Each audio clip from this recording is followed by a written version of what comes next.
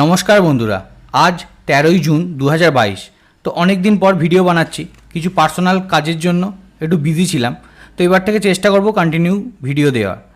তো আজকের যদি কথা বলি, আজ লাল সোমবারও বলতে পারেন, সব জায়গায় শুধু লাল আর লাল।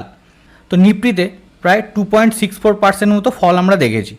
তো আজ গ্যাপ ডাউন দিয়েই শুরু হয়েছিল, এটা এক্সপেক্টেড ছিল, কারণ ফ্রাইডের দিন আমেরিকান বাজারে অনেক বড় ফল ছিল। তো নিফটি মাঝখানে 500 পয়েন্টেরও নিচে চলে যায় এবং লাস্টে কিছুটা রিকভারি করে। তো এত ভয়ঙ্কর ফলের পিছনে কারণ অবশ্যই থাকবে। তো কিছু পয়েন্টস আমরা দেখে নিচ্ছি। তো নতুন কোনো কারণ নয়, এক্সিস্টিং কিছু কারণ। প্রথম কারণ, আমেরিকান বাজারে যে ফিউচার, সেখানে বড় পতন হয়েছে।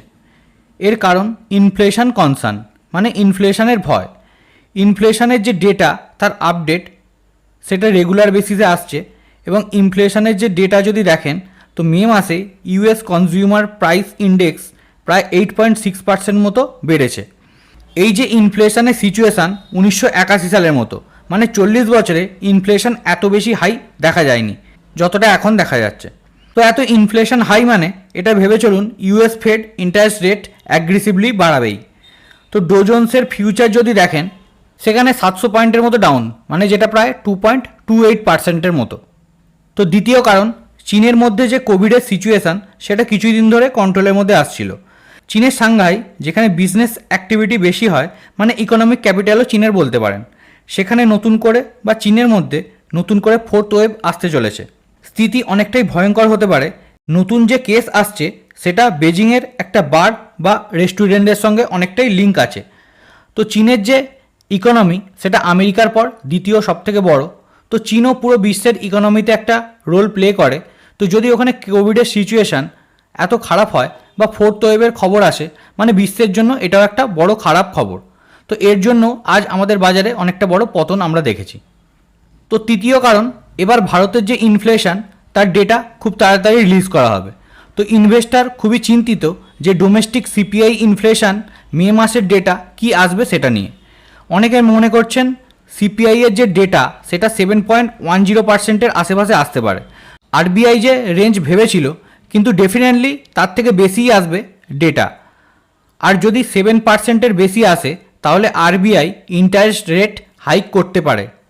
আর ইন্টারেস্ট রেট হাইক মানে বাজারের জন্য একটা নেগেটিভ হবে। তো চতুর্থ কারণ, ইউএসডি টু আইএনআর, মানে এর যে এক্সচেঞ্জ রেট, তার যে নাম্বার, মানে $1 সমান প্রায় 78 টাকা 15 পয়সা। এটা প্রথমবার যে 78-এর লেভেল এতটা ব্রেক করেছে, মানে এটা অল টাইম হাই। ভারতের ইতিহাসে টাকা এতটা ফল কোনো দিনও দেখা যায়নি। এটাও একটা বড় কারণ বাজার পতনের পিছনে। এবং শেষে যদি গ্লোবাল ইন্ডাইসেসগুলো যদি দেখি, তো প্রতিটা বাজারেই আমরা ফল দেখতে পাচ্ছি। ইউরোপিয়ান বাজারে ড্যাক্স প্রায় 2.66% down, FTC 100 1.81% down, CAC 40 2.80% down.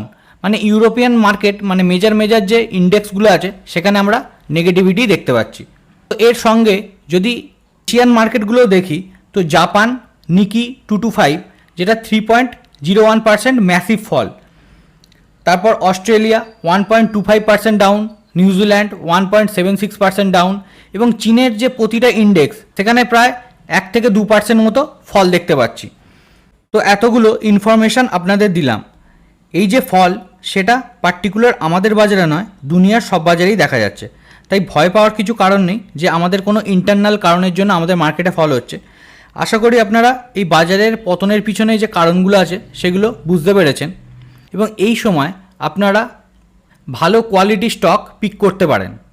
কিন্তু অবশ্যই লং টার্মের পয়েন্ট অফ ভিউ থেকে আপনাদের এটা করতে হবে।